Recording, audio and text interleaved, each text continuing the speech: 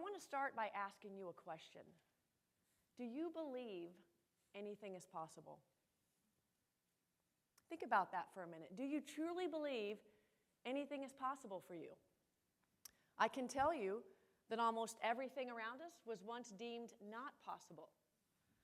Everything from electricity to putting a man on the moon, even to those mini computers in your pockets that we call cell phones. All of that and almost everything around us was once deemed not possible. So, do you think anything's possible for you? Or do you actually listen to that voice in your head telling you constantly what's not possible? That realist. You know, most of us do have that voice, and unfortunately we listen. And so we don't stretch, strive, and take chances, and therefore we settle. We leave untapped potential on the table. Well, I'm here today to invite you to believe in your potential, to know it is far greater than you could ever imagine, and to challenge you to live in your zone of possibility. Because since we're alive, truly everything is possible. Now, think of someone who's lived an extraordinary life. Someone like a Steve Jobs or an Einstein, Oprah, my favorite. They all achieved realities far beyond what others thought was possible for them. And yet they were everyday people, just like me and you, with challenges and weaknesses and doubts. Yet they changed the world. They created new ways of thinking. They shifted their own realities and always believed fully in the possibility of their dreams. So if they can go from living an ordinary life to one of full of possibility and potential, truly extraordinary, why can't I? In fact, why can't you? Or you? Well, we can. The great news is we can. There's two things we can do that will help us to start living in our zone of possibility. And that is to grow our confidence and live with intention. And when we do those two things, we put ourselves into that zone, that space where we actually start believing that anything is possible. You might say we become Possiblitarians. I became a Possibilitarian the hard way. It all started for me with a moment of raw fear when I was waiting for a diagnosis from the Mayo Clinic. And I found out I had a disease called pemphigus vulgaris, an autoimmune disease. And what that meant was all the white blood cells in my body were attacking my mucosal lining, starting in my eyes, in my mouth, throat, gums, a lot of my internal organs. And it was extremely painful. And the worst part, too, was the doctor at the time told me that these diseases really can't be cured. Autoimmunes don't normally get cured, but we would hope for it to go into remission. But I was in such pain at the time. I signed on. I was gung-ho, whatever it took. I did all the drugs, the regimen, the doctor's appointments, did everything I was supposed to do.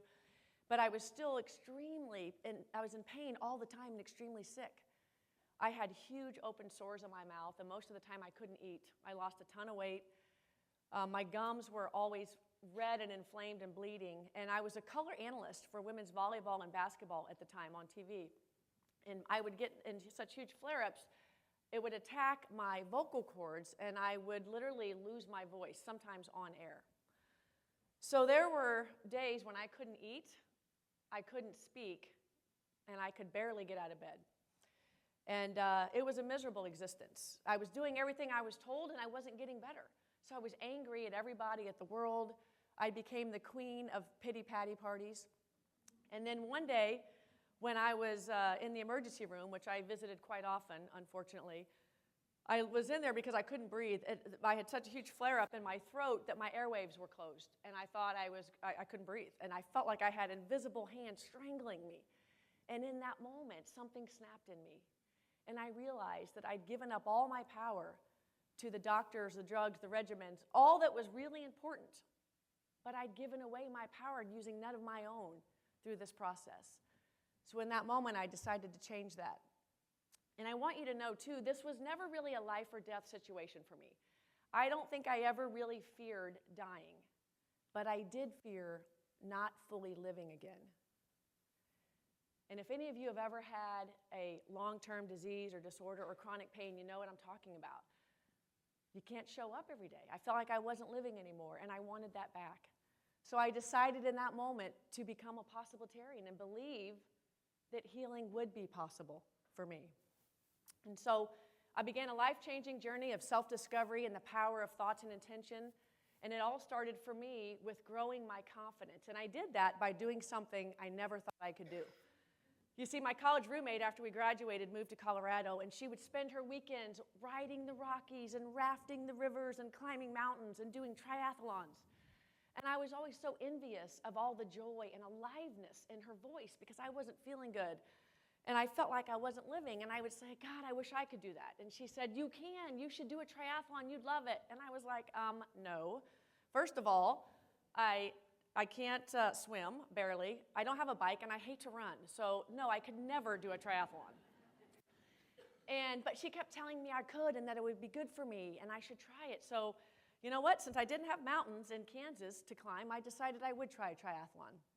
I thought I would own my power and see what I could do. So I recruited 5 friends so I couldn't back out and made a New Year's resolution that year. And so that spring, we all began our little trainings of our getting better at the swim, biking, and doing a little bit of running. And then we combined the disciplines. You know, a triathlon, the hardest transition is from the bike to the run. It's called a brick because that's what your legs feel like when you get off the bike.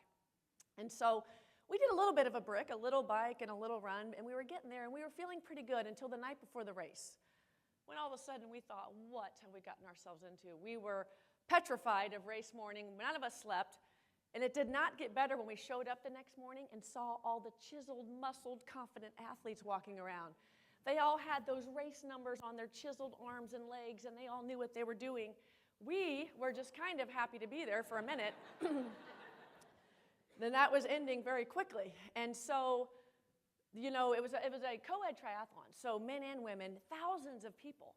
And you could tell they knew what they were doing, the way they were walking and moving about. Well, we all get rushed down to the beach to start the swim.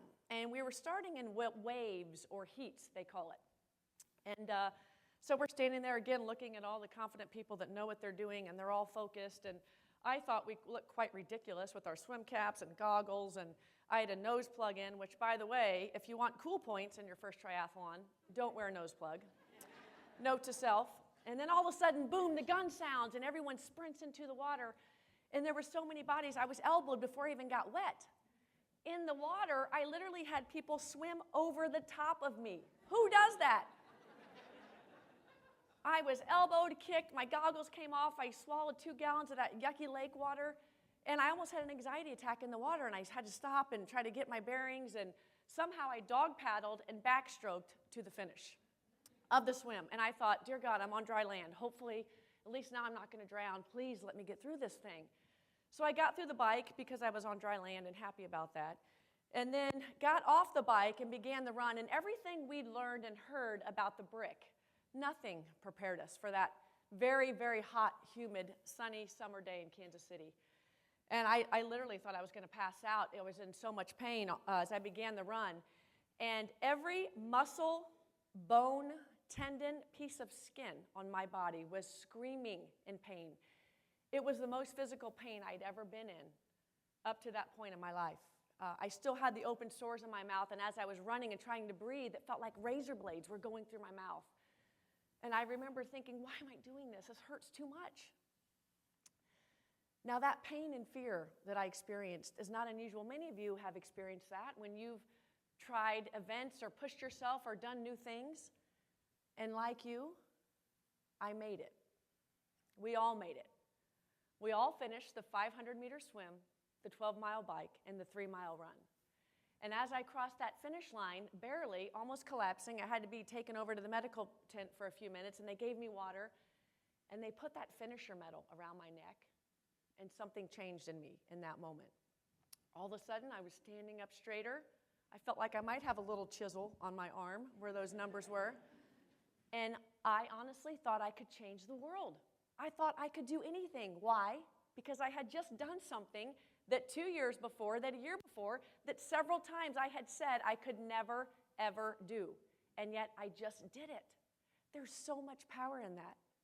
Confidence is learned and earned, and we grow our confidence in 2 ways. One, by doing that which we think we can't, and most of the time, we can. You set a goal, you get into action, you get into motion, and all sorts of things help you achieve that, and we can. And the second thing we have to do is acknowledge our successes. You know, so many times we put aside our accomplishments because we think they aren't profound enough. Some of you have heard of an Ironman triathlon. That's a 3-mile swim, a 56-mile bike, and a 26-mile run at the end, a marathon at the end of all that. I did what's called a short course triathlon. Took me an hour and a half. Little thing. But for me, it changed my life. It was actually all I could do at that point in my life, and it changed me. We can't compare our successes to what other people are doing. We have to own what we do, acknowledge our successes, wear our medals, and we do that by reliving the moment.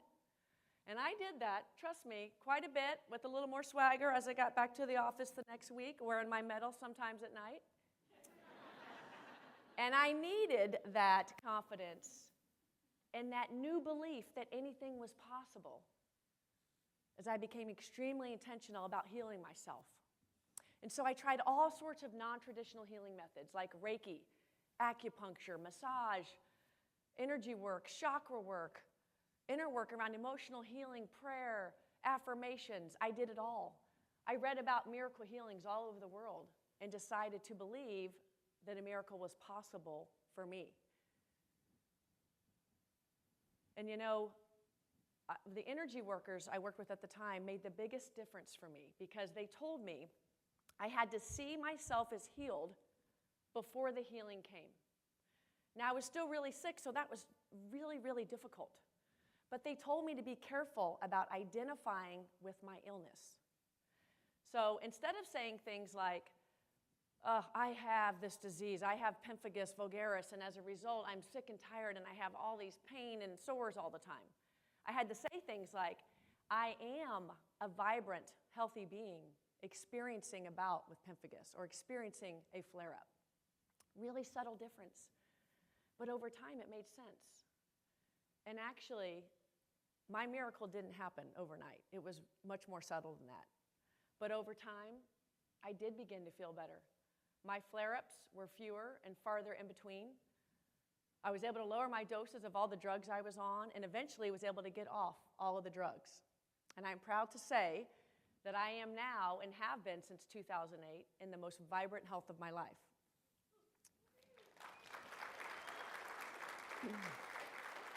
And it's true that so many of our dreams that we first think are impossible and then improbable ultimately become inevitable when we focus our attention on that. And I wouldn't trade what I went through. I learned so much about my body, myself. I learned so much about the power of thoughts and intention. And I was still constantly in motion, learning, doing, trying, and doing the drug regimen. But I added the intentional piece, which changed my life because at one point I was told and actually believed that healing was not possible for me, but actually it was very possible. So how do we become intentional? Well, we do two things. One, we have to treat ourselves as if we already are what we want to become. Wayne Dyer talks about that in his book, The Power of Intention. And that's what my energy healers were telling me to do with those I am statements. I am, those two words are two of the most powerful words in the English language. But we must use them with power. Which brings us to the second point, to be disciplined with our thoughts. We become what we think about. We know this. But the problem is we spend most of our time thinking about what was or what is. And so instead we have to focus our energy and words and thoughts on the new end we want in mind. And again, sometimes that is really, really hard. Sometimes that seems impossible. But just because things are hard does not mean they're impossible. Everything seems impossible until it's done, right? In fact, 12 years ago, when I was diagnosed with that disease, I never imagined I would be where I am today. In my dream job as CEO of a women's sports and leadership nonprofit, and in the most vibrant health of my life. But as I started stacking up my successes and growing my confidence and really living and believing in intention, it became possible for me to see a bigger version of myself. And that's what the zone of possibility is all about. Understanding and believing that there really are no limits. So, back to my original question. What is possible for you? What if you started growing your confidence by doing something tomorrow you didn't think you could do today, and then acknowledging it? And what if you started believing and living and practicing the power of intention? What if? I invite you all to become Possibilitarians. I can tell you from experience, you are more powerful than you could ever imagine. The possibilities and potential in your life are limitless. And when you show up and live in your zone of potential, you will change your world. Your life will be more amazing and fulfilling than you could ever imagine. So don't wait. Choose to become a Possibilitarian today. Thank you.